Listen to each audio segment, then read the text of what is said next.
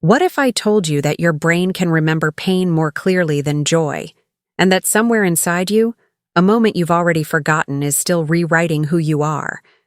Maybe it was the sound of a slammed door when you were a kid.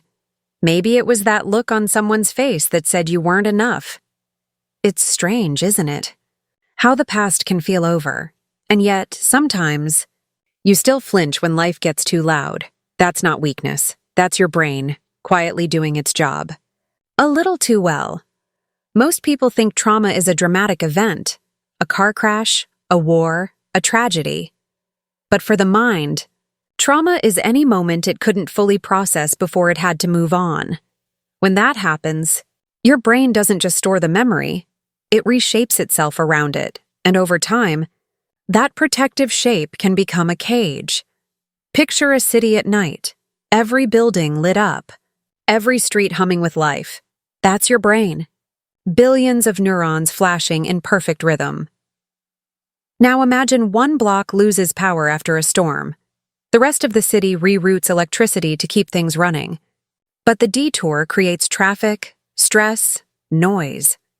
That's what trauma does inside your head. It forces constant detours. Your mind keeps rerouting energy around one dark block of memory, pretending the lights are still on. For a while, it works. You push forward, keep smiling, scroll through life. But deep down, your brain is tired. Its stress circuits, especially the amygdala, stay on high alert, whispering that the world isn't safe. The hippocampus, which should file memories neatly, starts to misplace things. And the prefrontal cortex, the part that makes rational decisions, loses focus because it's too busy calming the alarm bells. That's why people who've lived through long-term stress or trauma often say, "I can't think straight," or "I feel foggy." It's not in your head. It is your head. There's a woman I once met. Let's call her Maya. She was funny, bright, the kind of person who laughed with her whole body. But every time someone raised their voice, even playfully, her smile froze for a heartbeat. She didn't even notice it.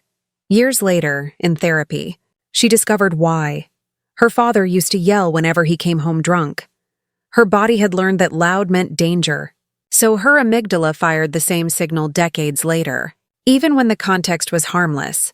That's trauma rewiring, silent, invisible, but powerful enough to hijack an adult life. And yet, there's something almost beautiful in that design. The brain isn't trying to punish you. It's trying to protect you. It thinks, if I stay ready, you'll never be hurt like that again. The problem is, constant readiness feels a lot like anxiety, insomnia, self-doubt. A study in 2025 from the Neuroplasticity Institute in Boston found that chronic emotional trauma can shrink parts of the hippocampus by up to 8%. 8% doesn't sound like much until you realize that's the area responsible for learning, focus, and short-term memory. It's why so many people search for things like hidden brain tricks for better focus 2025, or quick mental health fixes without therapy. They're not lazy or weak. Their neural wiring is literally overloaded. But what if I told you there's a flip side? That the same plasticity that lets trauma reshape the brain can also let healing do the same? We'll get there. But first, you need to understand why your brain clings to the pain instead of the peace. Have you ever replayed an argument in your head again and again, not because you want to, but because you can't stop? That's your mind trying to finish a story it never got to end. In evolutionary terms, danger demanded attention. Your ancestors couldn't afford to ignore a rustle in the bushes, so the brain evolved to prioritize threat memories. They were literally life or death. Joy didn't keep you alive. Vigilance did. That wiring hasn't caught up with the modern world, where the threat is an unpaid bill or a broken heart. Now, think about what that means for mental health today. When trauma loops replay in the background, they drain the same energy you'd use for focus, creativity, even love. It's like trying to run new software on an old laptop with too many tabs open. Eventually, it freezes. Here's the first small fix. Something you can try tonight. When your mind starts spinning, don't fight the thoughts. Instead, whisper this phrase, "I'm safe now." Sounds simple, right? But repeating safety cues engages the vagus nerve, your body's own brake pedal, slowing heart rate and signaling the amygdala to stand down. It's a 2-minute hack for anxiety that's backed by new psychophysiology research. And the more you practice it, the faster your brain learns a new route home. Of course, that's only the beginning, because while trauma can dim parts of the brain, it can also awaken others, areas of empathy, creativity, insight. Many survivors say their pain became their purpose. But how exactly does that shift happen? Why do some people grow stronger while others feel stuck? That's where our next story begins, with a forgotten experiment from the 1960s that changed everything we know about resilience. In the late 1960s, a psychologist named Martin Seligman set up a strange experiment that he thought would help him understand learning, not trauma. He placed dogs in cages where they would hear a tone followed by a mild electric shock. At first, the dogs tried to escape. They barked, jumped, scratched at the walls. But after enough repetitions, something inside them shifted. When the tone played again, they didn't move. Even when the cage door was left open later and they could simply walk out, most of them stayed curled on the floor, whimpering. Seligman called it learned helplessness. The brain had decided escape was impossible, so it stopped trying. That discovery became one of the cornerstones for understanding what long-term trauma does to people. It teaches the brain to surrender, even when freedom is finally possible. That same pattern shows up in humans who've lived with emotional abuse, neglect, or constant stress.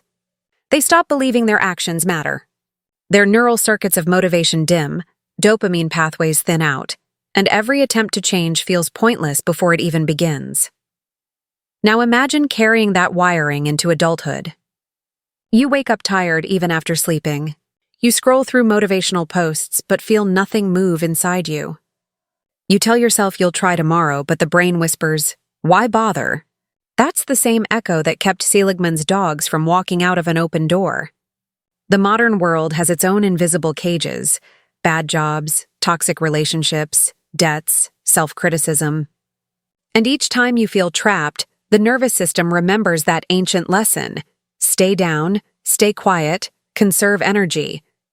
That's why trauma doesn't just destroy memory or focus. It sabotages hope. But here's where the story bends. A second group of dogs in that same experiment had been able to stop the shocks by pressing a lever. Later, when placed in an open cage, almost all of them escaped within seconds. They had learned something crucial: control is possible. The difference between despair and resilience wasn't how much pain they faced. It was whether their brains had proof that action mattered. This is why small wins can rewire a damaged mind faster than big dreams.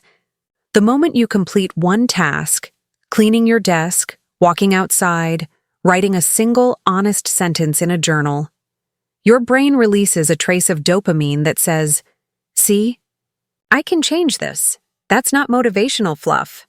That's neurochemistry reclaiming lost ground." A 2025 meta-analysis from Stanford's Cognitive Recovery Lab found that trauma survivors who practiced 5 minutes of micro-achievement reflection daily, literally writing down small successes before bed, showed measurable growth in the dorsolateral prefrontal cortex, the area responsible for motivation and planning. They didn't just feel better. Brain scans showed physical change. It's the same principle behind exposure therapy and habit stacking.